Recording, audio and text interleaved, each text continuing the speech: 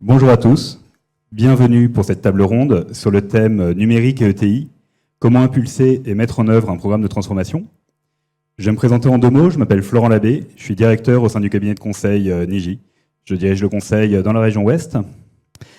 Niji, nous sommes une société de conseil, de design et de technologie avec un ancrage breton. Niji a été créé à Rennes il y a 20 ans. Et donc, le sujet d'aujourd'hui est vraiment au cœur de nos interventions. Notre métier, c'est d'accompagner la transformation de nos clients et plus particulièrement au sein des territoires, puisque nous avons un ancrage régional qui est important, en Bretagne évidemment, mais également sur les autres territoires français. Pour m'accompagner aujourd'hui, j'ai le plaisir d'accompagner deux témoins, un breton et un lyonnais. Donc, on est évidemment implanté en Bretagne, mais il y a d'autres régions et c'est important de pouvoir s'inspirer. Et je pense que les retours d'expérience, c'est au cœur aussi de ces projets de transformation. Et donc, je vous remercie d'avoir accepté notre invitation pour aujourd'hui. Donc, avec moi, Benjamin Valentin. Benjamin, vous êtes directeur de la transformation de Fermob. Vous voulez nous présenter votre société en quelques mots ? Oui, bonjour à tous. Donc, effectivement, moi, je représente aujourd'hui le groupe Fermob. Donc, on est un fabricant de mobilier d'extérieur, fabricant français. On a 3 usines en France, donc dans la région Rhône-Alpes, du côté entre Lyon, Mâcon et puis un petit peu dans la Drôme. Voilà, c'est une entreprise familiale qui existe dans sa forme actuelle depuis 30 ans, quand elle a été rachetée par Monsieur Rébier à la fin des années 80. Et on a la chance d'avoir un produit qui plaît au public. Donc depuis 30 ans, on connaît des croissances de 10 à 15% par an. Donc en fait, depuis 30 ans, la transformation est une préoccupation pour Fermob. Et avec nous également, Olivier Cinquin. Olivier, vous êtes directeur général du groupe SICA. Donc là aussi, je vais vous laisser vous présenter ce groupe en quelques mots. Bien, bonjour à tous et à toutes. Merci de l'invitation.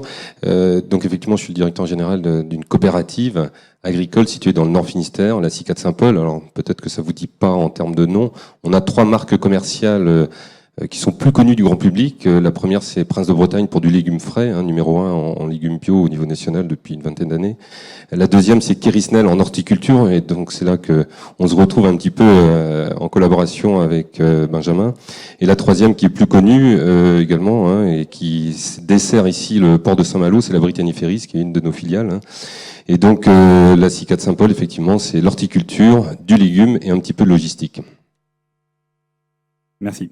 Alors, évidemment, quand on parle de projets de transformation, souvent le premier élément, c'est de comprendre les causes de la transformation. Qu'est-ce qui a amené à se dire que pour une entreprise, comme celle dont vous vous occupez aujourd'hui, qui sont quand même des organisations qui existent depuis longtemps, la transformation est importante et pas uniquement la transformation digitale. Peut-être Benjamin pour commencer ?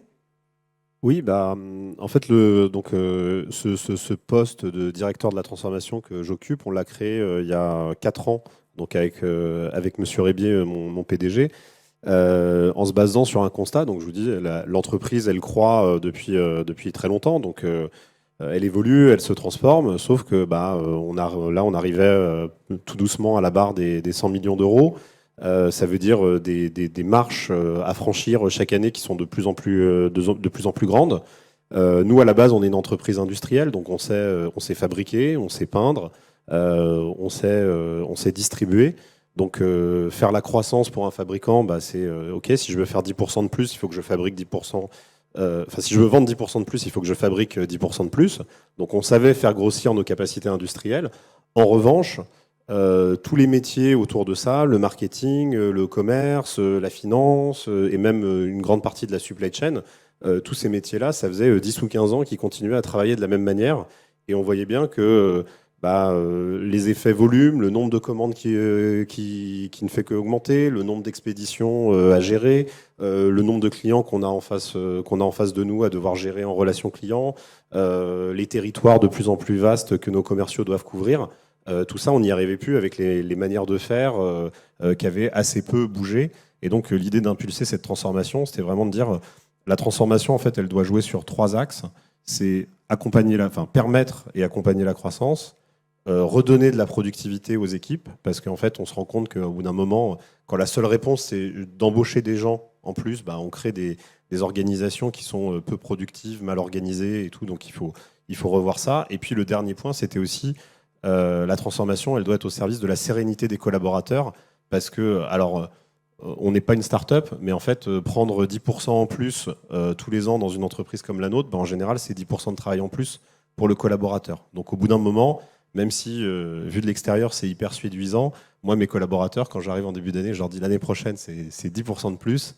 Ils tirent un petit peu la tête. Donc il faut aussi leur donner les clés pour qu'ils aient la capacité de gérer sereinement cette croissance. Olivier, vous êtes aussi dans un environnement en croissance, avec une pression concurrentielle qui est forte. Il y a peut-être une dimension complémentaire dans votre transformation, qui est la contrainte réglementaire, comme levier pour initier en tout cas cette transformation. Ouais, en fait, chez nous, la réflexion est arrivée en 2011. Un certain nombre d'entre vous, vous vous en souvenez. L'Escherichia coli qui a fait des dégâts au niveau européen, notamment le concombre qui était en Allemagne. Et pour nous, en fait, ce qui s'est passé, c'est qu'un certain nombre de produits ont été initiés, en tout cas montrés à la télé, avec le logo Prince de Bretagne. C'était pas du tout nos produits, c'était un produit égyptien retransformé. Et donc, effectivement, les contraintes sanitaires réglementaires, en fait, nous ont fait prendre conscience qu'il fallait qu'on accélère, en fait, la transformation digitale, ne serait-ce que liée à la sécurité alimentaire. On fait des produits tels qu'ils sont récoltés dans les champs, sont proposés aux consommateurs, c'est-à-dire qu'il n'y a absolument aucune transformation. Et que le risque, c'était d'avoir un amalgame entre un certain nombre de produits et crise sanitaire.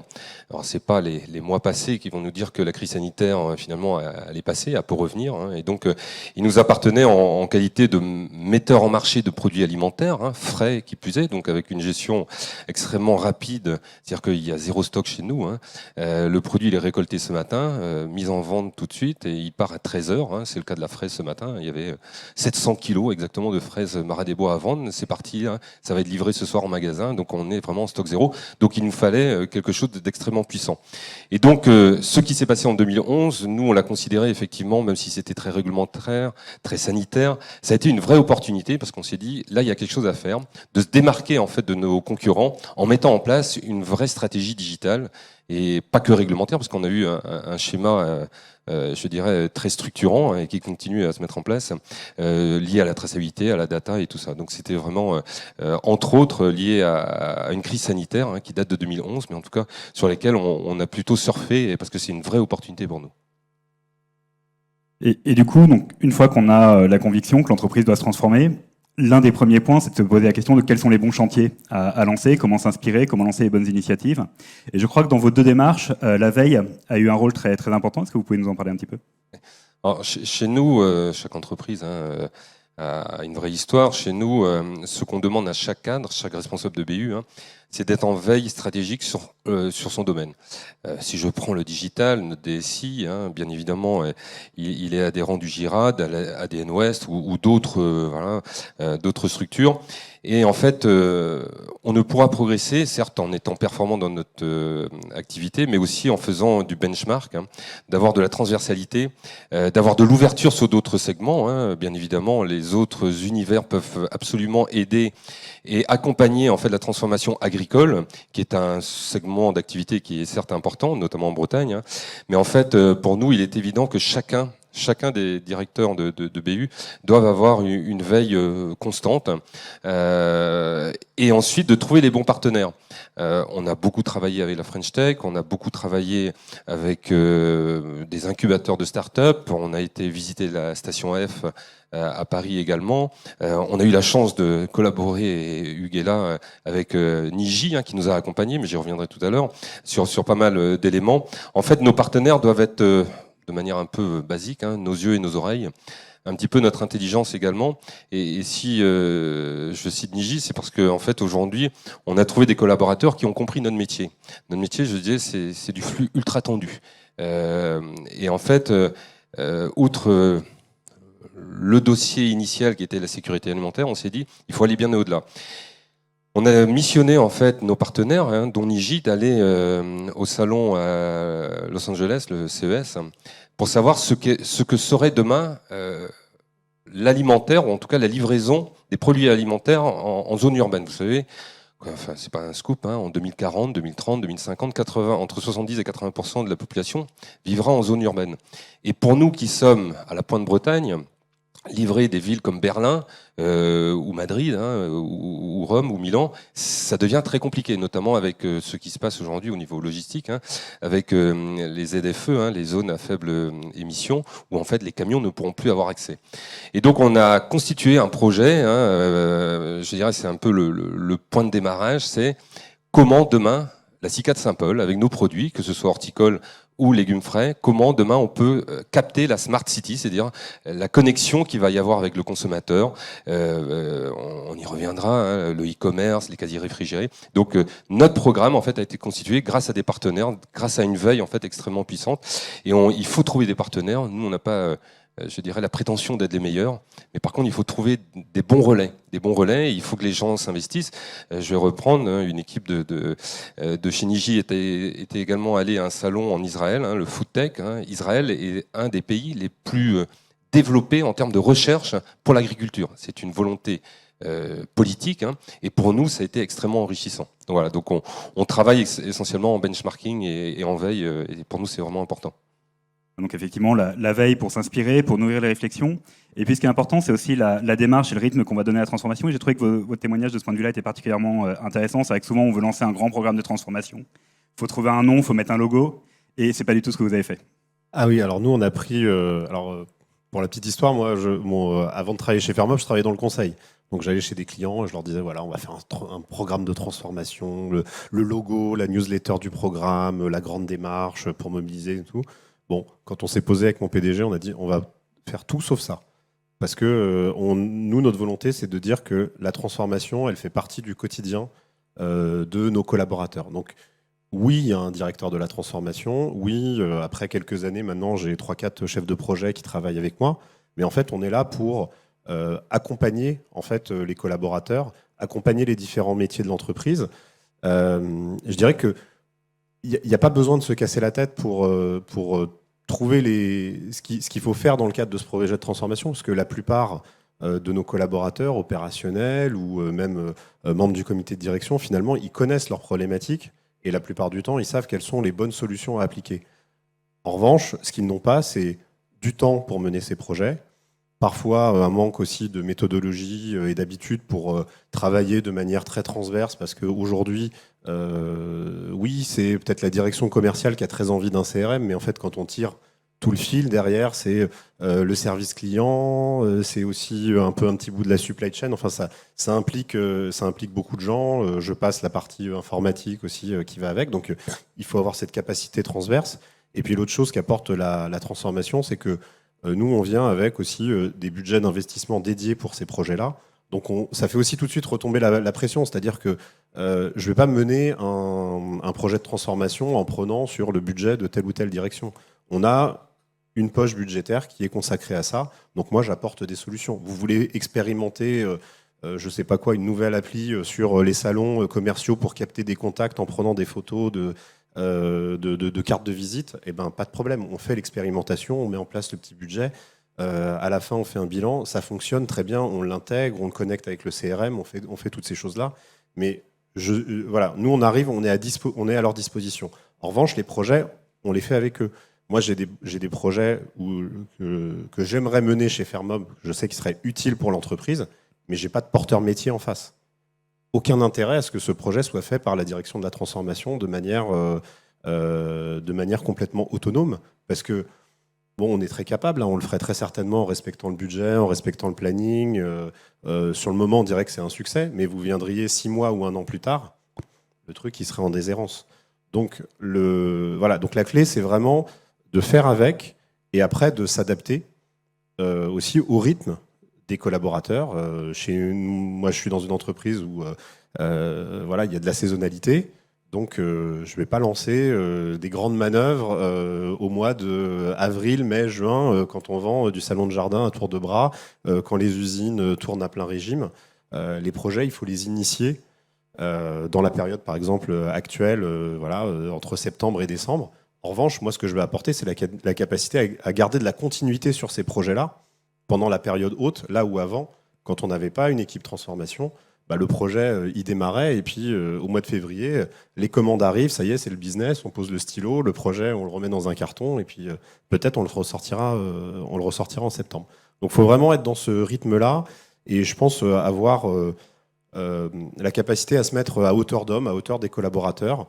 Voilà, moi j'ai travaillé dans des très grandes entreprises françaises où on me disait voilà, il y a les meilleurs talents sur les programmes de transformation. Bah, moi je peux vous dire que les gens de Toisset, dans l'Ain, qui habitent au bord de la Saône. Alors nous, on n'a pas la mer, on a la Saône qui passe, qui passe au bout de la rue. Et ben, on les met sur le marché. On dirait peut-être pas que c'est les meilleurs talents du monde et tout, mais quand on se met en fait à leur hauteur et qu'on prend le temps de faire ce programme de transformation, bah, finalement, moi j'ai bouclé un programme de mise en place de CRM. Dans un temps beaucoup plus rapide et avec un succès bien plus grand que tous ceux que j'ai fait quand j'étais consultant dans des grands groupes. Donc voilà, la clé, elle est ici. Ouais, donc avancer progressivement, vraiment cranter la transformation pas à pas, impliquer les équipes, et puis cette notion de porteur métier qui était vraiment essentielle.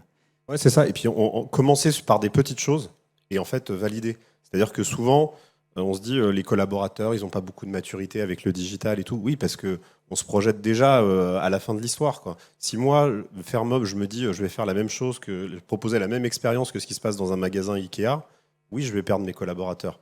En revanche, dans 3 ans, je peux les avoir amenés là, en passant étape par étape avec eux, et en commençant par des choses assez simples et pragmatiques qui leur parlent et qui vont leur permettre d'apprendre. Olivier, du coup, si on parle des chantiers principaux qui ont jalonné cette transformation. En fait, on est exactement sur le même schéma que ce que vient d'expliquer Benjamin. Bien évidemment, on a travaillé sur un CRM à aval, hein, comme tout à chacun le connaît, mais on a aussi tordu le cou, si je puis dire, à un autre CRM qui est plutôt en amont, c'est-à-dire vis-à-vis de nos fournisseurs qui sont nos adhérents. On a travaillé sur du prédictif, puisque qui dit livrer en temps réel ou je dirais, sur un circuit très court des magasins ou des consommateurs. Hein. On a travaillé avec une start-up sur du prédictif. On a travaillé également sur de la traçabilité. En plus, c'est un outil qui a été validé par l'administration, ce qui, en termes de contrôle, puisqu'on fait de l'alimentaire, hein, je rappelle, et vous l'avez rappelé sur la réglementation, on l'a fait valider par l'administration, ce qui nous couvre également. Hein. Et donc, nous, on a mis en place l'ensemble de ces outils sous une forme très agile, un petit peu comme l'a expliqué donc Benjamin, très adaptable en fonction des différents services. Hein, et on s'est fait aider par des partenaires et également des incubateurs de start-up. On a eu la chance de tomber sur des gens qui ont bien compris notre métier, où il fallait être extrêmement agile, extrêmement adaptable, très réactif. Et en fait, on a eu la chance de pouvoir constituer auprès de l'ensemble de notre coopérative, qui fait 800 producteurs, 200 salariés, un challenge innovation qui a, si je puis dire, fait émerger un certain nombre de projets et qui aujourd'hui se déclinent les uns après les autres, étape par étape, et avec un objectif qui est très clair, c'est la Smart City, c'est demain comment livrer à Lyon en A pour A ou A pour B en fait des fraises. Je reprends l'exemple de ce matin. Ça n'a rien d'évident, puisque vous imaginez bien le coût logistique, la traçabilité, voilà. Mais en tout cas, on a eu la chance de pouvoir en fait regrouper des gens de divers univers, et finalement on a découvert de beaux talents chez nos adhérents qui sont paysans, excusez-moi du terme, mais c'est très valorisant, mais aussi le DSI, qui a un niveau effectivement sur la digitalisation qui est un petit peu au-dessus de la mêlée, mais en tout cas tout ça en fait c'est fait à travers un challenge, et voilà, ça a énormément dynamisé, et on a réussi à mutualiser en fait un certain nombre de projets, et ça c'est extrêmement encourageant, ça fait grandir en fait l'entreprise. Merci. De votre côté, Benjamin, donc on a parlé de CRM. Il y avait également d'autres chantiers dans votre organisation. Oui, en fait, nous, on a classé un peu les sujets de transformation dans 4 familles. Bon, il y en a 2 très grosses, qui sont donc la famille de l'expérience client, où là, on va retrouver en fait, tout ce que le client peut voir. Donc, ça va aller de mettre en place une plateforme e-commerce, par exemple, pour que les distributeurs puissent se réapprovisionner en produits. Bon, il y a le site web grand public. Très bientôt, là, on va lancer un site de vente en ligne pour l'hôtellerie-restauration. Donc ça, c'est très visible de leur part. La deuxième grande brique, c'est la brique d'efficacité opérationnelle. Donc là, c'est tout ce qui améliore les process à l'intérieur de l'entreprise. Donc ça va de la dématérialisation des factures, en passant par les outils de planification, gestion de production, également la partie, je dirais, interne du CRM, accompagnement de la prospection commerciale, enfin tout ce qui rend mes équipes plus productives. Et puis après, il y a 2 autres piliers, alors qui sont un petit peu moins gros. Je dirais que 80% de l'énergie est sur ces 2-là, mais qui sont quand même fondamentaux. Il y a l'expérience collaborateur. Donc tous les chantiers, je dirais, connexes au RH qui vont accompagner nos collaborateurs pour que la vie de tous les jours soit plus simple. Et puis aussi pour avoir par exemple des petits systèmes de questionnaires tous les 15 jours pour un peu mesurer l'état d'esprit, les faire réagir sur des sujets du moment. Et puis une dernière partie qui est un peu plus prospective autour des produits et des services innovants, parce que nous on fait des tables et des chaises, mais ça ne nous empêche pas de nous demander une chaise connectée, qu'est-ce que ça ferait, une table connectée, qu'est-ce que ça pourrait faire. Et donc là pareil, on travaille avec des startups, on conduit des expérimentations avec différents types de clients. Et par exemple, ça nous a permis, au moment de la crise sanitaire, de proposer à tous nos clients hôteliers un système de dématérialisation des menus, donc le fameux QR code qu'on voit, mais avec une expérience très très enrichie, assez haut de gamme, donc qui répondait aussi au code de Fairmob, et qui, pour des clients qui attachaient une grande importance à, je dirais, l'expérience d'accueil des gens qui viennent dans leurs établissements, voilà, c'était une solution de plus. Hein, c'est pas un pan de business incroyable, mais ils ont apprécié le fait que Fairmob puisse aussi être un partenaire quand ils ont dû réouvrir et s'adapter au Covid. À la fois, on leur a proposé des nouveaux produits comme des distributeurs de gel un peu design, des séparateurs un peu plus jolis, parce qu'on avait aussi vu circuler des dessins qui montraient les restaurants qui étaient devenus des espèces de parcs à bestiaux avec des plexiglas de partout. Donc nous, on s'est dit, on a aussi un rôle pour proposer du beau et de l'agréable là-dessus, et ça passait aussi autour de l'expérience digitale. Et puis après, on pourrait parler luminaires connectés, enfin plein de choses formidables. Et justement, une dimension intéressante, on parlait d'expérience collaborateur, mais le programme de transformation ou les étapes de transformation, je pense qu'on ne parle pas de programme chez vous, qui ont été menées, ont permis aussi de transformer pour le coup le métier des collaborateurs, de réouvrir là où ils avaient été très spécialisés et d'enrichir leur job. Vous voulez développer un peu ce point-là ? Oui, complètement. En fait, ça revient un petit peu à ce que je disais tout à l'heure sur la sérénité du collaborateur. Moi, le constat que je faisais, c'est je vais prendre un métier, par exemple, d'assistante commerciale. Ces personnes-là, il y a peut-être 10 ans, dans leur semaine, elles faisaient du mailing à des clients, des tâches de support des commerciaux, voilà, un peu de relations, un certain nombre de choses. Et puis en fait, les volumes augmentant, elles se sont retrouvées en fait 90% de leur semaine, c'était saisir des commandes. Donc le métier, il est devenu monotone, répétitif, complètement vide de sens. Et en fait, l'intérêt des différents outils qu'on a mis en place, c'est que quand je permets en fait à mes clients de passer leurs commandes directement depuis un site web et que cette commande elle est intégrée dans l'ERP, c'est pas pour économiser une ressource dans mon service client.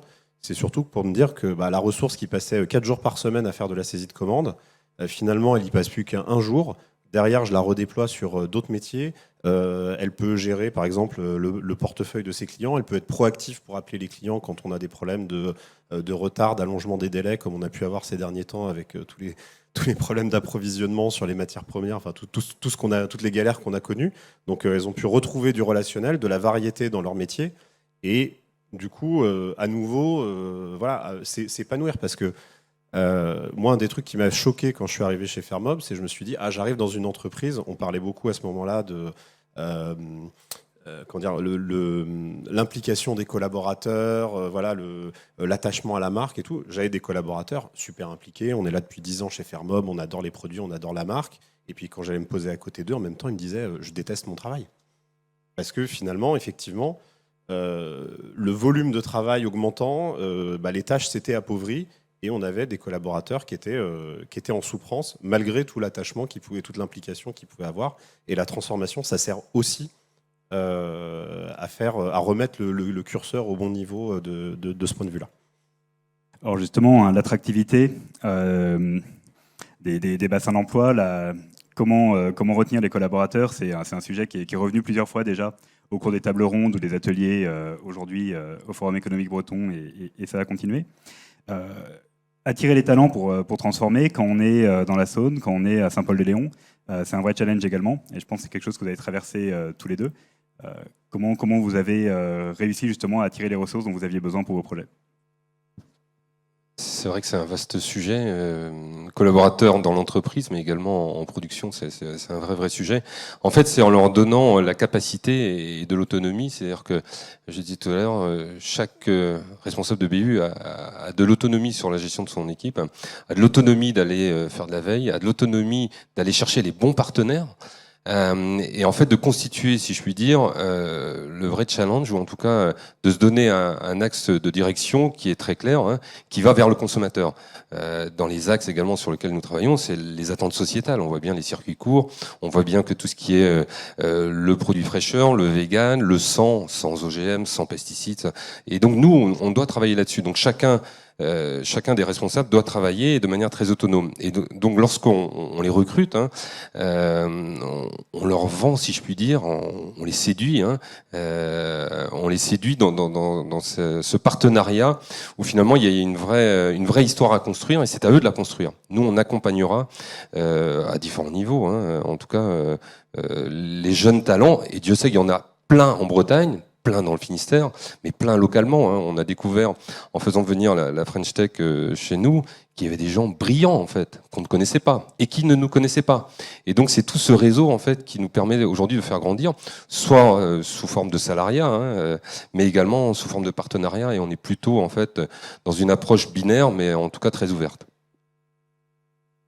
Alors, moi, j'ai la chance quand même de pouvoir m'appuyer sur le merveilleux travail qui a été fait d'un point de vue marketing autour de la marque pendant tout le début des années 2000. Donc, j'ai quand même une marque qui attire. Mais c'est vrai que quand on est en situation de recrutement, quand on explique qu'en fait, c'est 60 km au nord de Lyon et que ça commence à mettre un petit peu de contraintes. Et effectivement, par le passé, il y a des choix très forts qu'on a fait. Par exemple, chez Fermob, il n'y a pas de direction des services des systèmes d'information. C'est un choix qu'on a fait, notamment parce qu'on savait que ces talents-là, on ne saurait pas les attirer à l'époque. Et donc, sur ces sujets-là, on travaille avec un réseau de partenaires. Aujourd'hui, les lignes, elles bougent aussi un peu, hein, parce que les 18-24 mois qu'on a passés, télétravail, aspiration à aller en dehors des villes et tout, ça nous aide aussi à faire venir plus facilement des talents. Mais voilà, ça pose plein de questions. C'est un défi permanent de travailler, là pour le coup, de travailler sa marque employeur. Nous, on se rend compte, on le dit, on le répète, on est une entreprise industrielle. Pour autant, quand je veux embaucher quelqu'un au marketing, j'ai 50 CV. Si je cherche mon futur chef d'atelier, je ne reçois rien, quoi. Aucun étudiant qui sort d'une école d'ingénieur aurait l'idée d'aller faire son premier job dans l'usine chez Fermob. Alors qu'en fait, il y a des trucs extraordinaires à faire, et il y aura sûrement des missions plus variées et plus et plus responsabilisantes que s'il va, je sais pas, chez Valeo ou n'importe quel autre fleuron industriel français. Mais en tant qu'employeur industriel, notre marque, elle n'existe pas. Donc c'est tous ces challenges-là qu'il faut aussi qu'on adresse, parce que voilà, la transformation, c'est pas juste recruter des milléniaux qui connaissent un peu le digital. Non, c'est avoir dans tous les métiers de l'entreprise des gens qui ont cette agilité, cette capacité à évoluer et à se dire qu'ils rentrent pour faire le métier d'une certaine manière aujourd'hui, mais leur métier, dans 2 ans, dans 3 ans, dans 5 ans, il aura changé peut-être 2 ou 3 fois. Alors quand on mène des projets de transformation comme ceux que vous avez vécu, il est de bon ton de faire le bilan à intervalles réguliers. Si on fait le bilan aujourd'hui de vos projets, quels résultats vous souhaiteriez mettre en avant? Olivier, je vous propose de commencer. En fait, nous, lorsqu'on a bâti le programme Smart City, c'était de livrer le consommateur à n'importe quelle heure, partout en France, voire en Europe. On fait quasiment 50% de nos ventes, c'est l'Europe.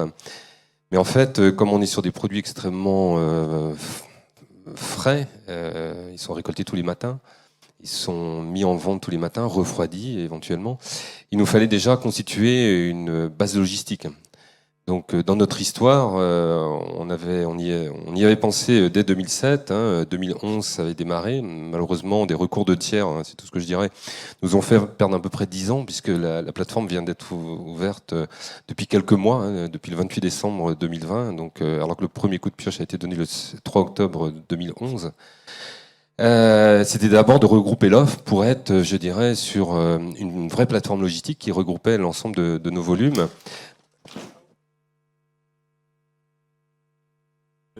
J'avais imaginé ce scénario, mais On l'a vu venir. voilà. Juste me décaler. Comment j'allais dire, donc la première chose, ça a été de regrouper l'offre. La deuxième, effectivement, c'était de fédérer. J'ai parlé du challenge innovation, des partenaires, de l'ensemble des cadres qui doivent travailler en fait sur un certain nombre de sujets pour apporter une vraie lisibilité à leur challenge. Et ensuite, ça a été de tester. On n'est pas des ayatollahs de quelque chose de très monolithique. On a testé. Avec Amazon, par exemple, la vente sur Internet, et ce dès 2017. Grand bien nous en a pris, puisque l'année dernière, lors du confinement, et on en parlait avec Benjamin également, la jardinerie s'est complètement arrêtée. Au mois d'avril, nous, c'était le chaos total. Et grâce à l'expérience que l'on a eue avec Amazon, on a réussi en fait à rebondir, si bien qu'aujourd'hui, lorsque vous tapez plantéjardin.com, vous arrivez chez nous. Donc tous les ventes sur Internet au niveau horticole. Voilà. Donc on a démarré avec Amazon. Ensuite, on est allé voir un bon groupe breton. Peut-être certains d'entre vous, vous en faites partie. C'est le groupe Le Duf qui nous avait sollicité pour livrer en fait la restauration en Europe, puisqu'on a, je dirais, pas mal de commercialisation en Europe de l'ensemble de nos produits. Et donc on avait testé à travers le Gourming. Je dirais une plateforme logistique, une marketplace. Et donc ça a été extrêmement enrichissant. On a fait également plus récemment une expérience avec des casiers réfrigérés avec French Connection, qui est un ancien salarié de chez nous, qui avait ça comme mission. C'était un responsable commercial qui voulait développer. Et demain, on fera aussi du shop au shop, voilà, de la livraison via un réseau social, livraison aux particuliers. En fait, aujourd'hui, on est en train de tester à peu près tout ce qui peut exister chez nous. Si je fais très vite, c'est structurer, fédérer et tester. Voilà. Il n'y aura pas un modèle, il n'y a pas un consommateur, il n'y a pas un territoire, il n'y a pas un produit qui est identique. Et donc, il nous appartient en fait de tester ça. Et je crois que l'un des marqueurs, quand on met en place de nouveaux dispositifs digitaux, c'est aussi l'adoption. C'est finalement ça qui montre que la solution à trouver sa clientèle, entre guillemets, y compris si c'est les internes ou les partenaires. Et je crois que sur le dernier déploiement que vous aviez fait d'une solution pour vos adhérents, vous aviez eu un taux d'adhésion ou un taux d'utilisation extrêmement important. En fait, le producteur chez nous, il est très autonome, il choisit sa production, charge à nous de la mettre en commercialisation et de trouver les clients adéquats. Et en fait, on a mis en place un outil qui s'appelle Mes Prévisions, où chaque producteur doit déclarer ce qu'il va venir livrer, ce qu'il va emblaver, donc produire. Ce qui est un peu, ça paraît assez paradoxal, mais le producteur, il aime bien être un peu secret. Parce que s'il a un bon produit, il aime autant en tirer la quintessence, notamment financière, et surtout pas que le voisin le fasse.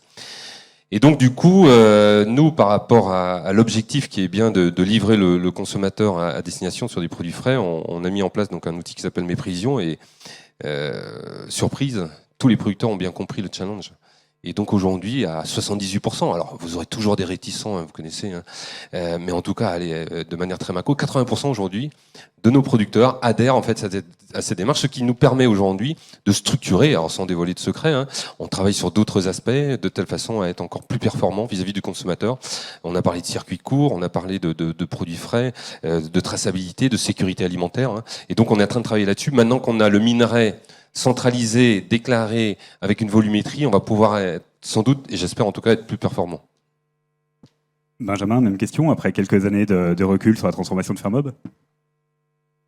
Il y a plein de manières en fait d'essayer d'évaluer le travail qui a été, je dirais, qui a été fait. Bon, on peut regarder effectivement les projets qu'on avait décidé de faire. Est-ce qu'on les a fait en temps, en heure, respecter le budget et tout.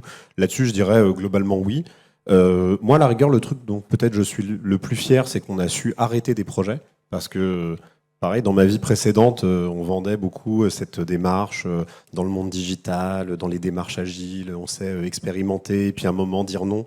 Nous, il y a au moins 4 ou 5 projets que je pourrais citer sur lesquels on a dit non après quelques mois.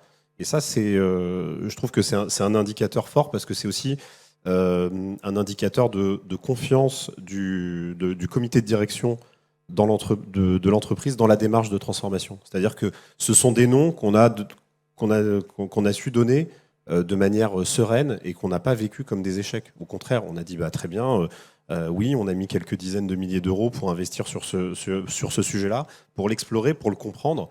On s'aperçoit que c'est pas la bonne manière de le faire, mais ça nous a donné une conviction sur de quelle autre manière on pourrait atteindre le même objectif. Donc ça nous oriente et collectivement, on est convaincu que c'est pas du temps perdu. Et donc ça déjà, c'est quelque chose de très marquant. Après, le deuxième indicateur, c'est que on sort quand même là de plus de 18 mois fortement troublés et l'entreprise en est ressortie grandie avec des résultats commerciaux très très forts. En revanche, ce que ça a montré, c'est que tous les domaines sur lesquels on avait fortement investi en matière de transformation, notamment le commerce, le marketing, la relation client, la finance, tout ça, ça a très bien marché. Les domaines sur lesquels on avait moins investi sur la transformation parce qu'on jugeait qu'il y avait peut-être moins de retard à combler côté production, côté supply chain, finalement c'est eux qui ont le plus souffert ces derniers mois. Et donc, coup de chance, ça me donne ma feuille de route pour les 12 ou 24 mois qui viennent, qui vont être effectivement très orientés sur la partie industrielle. Oui, et puis au sein de cette crise Covid, des modifications du comportement du consommateur. Et là aussi, la transformation, ça a été un levier pour que vos équipes soient plus capables, plus à même de s'adapter et de répondre ou de mettre en place de nouveaux parcours. Nous, ça a complètement bouleversé le modèle parce qu'en fait, on était, alors même si on avait un site e-commerce et 3-4 boutiques en propre, la relation, le lien avec le client, c'est nos distributeurs qui l'avaient. Là, on est obligé de constater que depuis 18 mois, le client, peu importe où est-ce qu'il a acheté son produit Fermob, il a envie de parler avec la marque.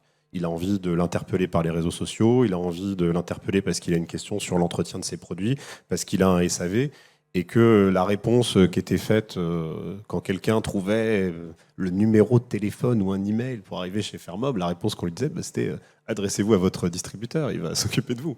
Aujourd'hui, cette réponse, elle est plus entendable. Et moi, j'ai dû aussi, du coup, transformer les collaborateurs de mon service client pour leur dire, oui, maintenant, vous devez parler avec un client particulier, un client consommateur final, avec toute la différence que ça a, parce qu'un distributeur, on l'a 4 ou 5 fois par semaine au téléphone, on le connaît, on s'appelle par son prénom, voilà, on sait que si on va dire ça, il va pas être content, si on va dire si, il sera très content. Les consommateurs, ça n'arrête pas, ça tombe toute la journée. Quand on décroche le téléphone, on ne sait pas si on va tomber sur quelqu'un de très gentil, très poli, ou de quelqu'un de très énervé et parfois grossier. Donc c'est un complètement nouveau métier qu'il faut accepter et puis s'adapter à tout ça. C'est-à-dire que on a beaucoup parlé d'Internet pendant la crise sanitaire. Nous, le canal de vente qui a explosé, c'est le téléphone. On n'a jamais autant vendu par téléphone. Les plus gros paniers qu'on a fait, c'est par téléphone. Les gens appelaient la boutique, parlaient avec un conseiller, passaient 1 heure au téléphone avec lui et après, derrière, allaient acheter 10 000 € de mobilier de jardin.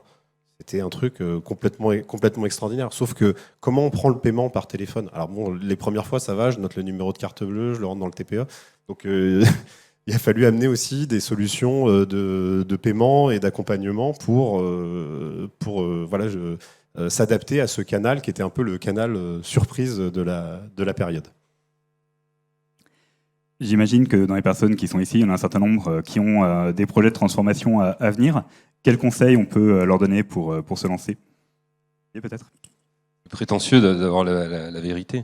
Nous, le constat que l'on fait, c'est d'abord savoir embarquer ces équipes, donc leur faire confiance et leur donner la capacité, donc leur détacher du temps pour aller voir ce qui se passe ailleurs. Et je pense que le benchmarking, et vous l'avez dit tout à l'heure, pour nous, c'est pas négociable. C'est-à-dire qu'il faut à tout prix regardez ce qui se fait ailleurs. Il y a plein de choses extrêmement intéressantes. On voit bien que travailler en réseau, et vous en faites sûrement partie pour un certain nombre d'entre vous, hein, extrêmement enrichissant. Et c'est ce qui fait grandir les équipes. Hein. Je vois Jean qui est au fond avec Produits en Bretagne, qui est un super réseau, si je puis dire, d'échanges d'entreprises multisectorielles. Ça a fait grandir beaucoup d'entreprises en fait. Donc pour nous, il faut que les équipes soient embarquées dans le réseau, quel que soit d'ailleurs le type d'entreprise qu'elles peuvent côtoyer, parce que chacune d'entre elles en fait a quelque chose à nous apprendre. Ça c'est la première leçon. La deuxième, c'est avoir une vision stratégique. Vous voyez, c'est pas forcément de savoir comment livrer demain un client, mais c'est peut-être demain comment on va pouvoir livrer des produits frais, en ce qui nous concerne, hein, dans une ville comme Lyon ou Berlin. Et c'est beaucoup plus compliqué. Et donc, ça nécessite d'avoir une vision stratégique sur l'ensemble de la filière, du transport, de la data, mais aussi de la prévision, peut-être des variétés. Hein. Et dans le groupe, on a la chance d'avoir aussi une maison grainière. Et donc, de travailler là-dessus. Et la troisième chose, c'est que seul, on va sans doute plus vite. Hein. On en est tous convaincus, mais par contre, être bien accompagné, c'est essentiel, parce qu'on voit sans doute un peu plus grand. Et nous, on a fait le pari depuis une dizaine d'années d'être accompagnés par des structures locales, essentiellement bretonnes, hein, un petit peu nantaises hein, quand on élargit, mais en tout cas très locales, qui nous accompagnent, qui nous font de la veille, qui vont pour nous à des salons professionnels, parce qu'on n'a pas le temps. Malheureusement, c'est un petit peu un facteur bloquant. Mais en tout cas, elles vont pour nous en fait sur des salons nationaux ou internationaux là depuis quelques années, et nous restituent. Et c'est ce qui fait un petit peu le moteur aujourd'hui, c'est d'avoir cette transversalité, mais avec des gens qui sont des vrais partenaires. Et je pense que c'est grâce à tout ce réseau-là qu'on arrive à grandir. C'est sans doute pas parfait, c'est long. Ça fait 10 ans qu'on y est, mais en tout cas, on voit que ça s'accélère. Hein, et ce qui s'est passé là, les quelques mois passés, heureusement que l'on avait mis un certain nombre d'outils, parce que je pense que sinon, ça aurait été extrêmement dur. Donc, c'est grâce à tout ce maillage et ce réseau, en fait, qu'on a réussi à grandir. Ouais, je suis complètement d'accord avec les points qui ont été abordés. Hein, s'appuyer sur les équipes, les collaborateurs, c'est eux qui vivent les difficultés, les freins au quotidien, donc, et c'est eux qui connaissent le mieux les solutions. Donc, ce sont vraiment eux les points de départ de la transformation. Les partenaires, c'est également essentiel parce que oui, nous, on connaît très bien nos métiers, on connaît très bien nos entreprises, on connaît très bien nos process, mais voilà, il faut savoir s'ouvrir et vraiment être dans cette notion. Enfin, moi, j'ai plus de fournisseurs, je cherche des partenaires, des gens avec qui je vais travailler, on va travailler ensemble. Pour trouver des solutions. Et puis après, le dernier conseil que je pourrais vous donner, parce que c'est une erreur que je vois souvent, alors ça va peut-être vous faire sourire, mais en fait, la transformation, c'est pas embaucher un directeur de la transformation ou un chief digital. Ou, voilà. Enfin, moi, la première chose que j'ai dit à mon actuel patron quand il m'a embauché, je lui ai dit, je vous préviens, embaucher Benjamin Balatin, ça transforme pas l'entreprise.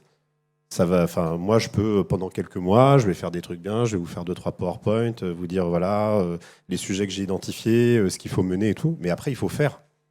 Et pour faire, il faut des moyens. Il faut avoir, comme j'ai dit tout à l'heure, une poche d'investissement parce qu'il faudra mettre un peu d'argent sur ces projets-là.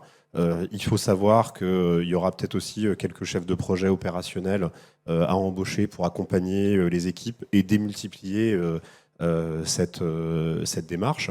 Donc oui, les 2-3 premiers projets, moi j'ai été opérationnel dessus, je les ai conduits et tout, mais à un moment, si on veut que les choses elles se passent et qu'il y ait un succès derrière, il faut avoir pensé l'investissement au-delà de ça.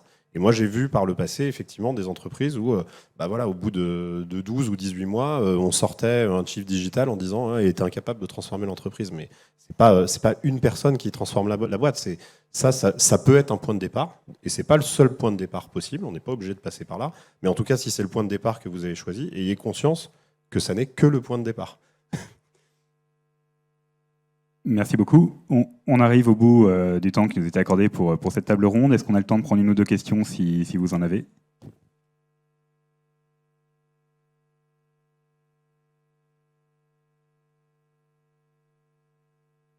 Sinon, on pourra continuer à échanger ou à se croiser au cours de ce forum.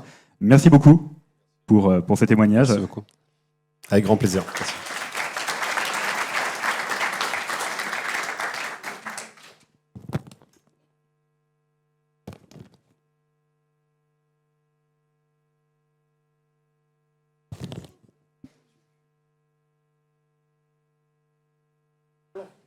regrette, nous.